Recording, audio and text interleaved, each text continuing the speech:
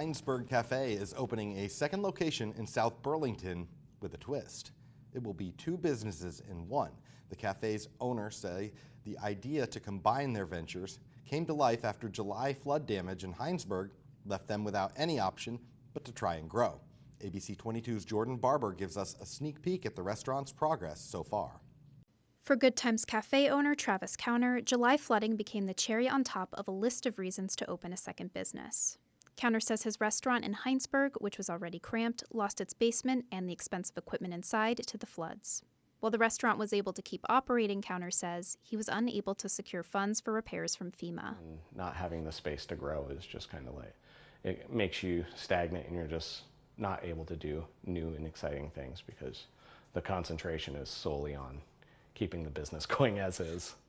At the same time, Miriam Counter, Travis's wife and Good Times co-owner, saw the demand for her own at-home bakery, specializing in French macarons, growing steadily beyond its means.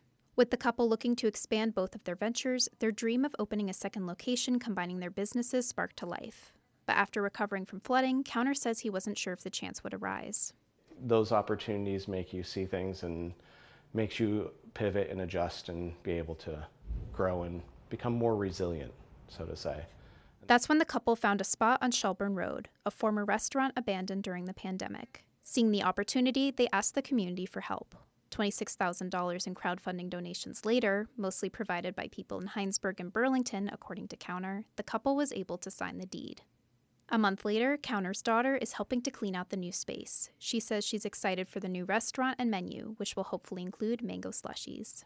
And it's quite dirty still, but it's okay.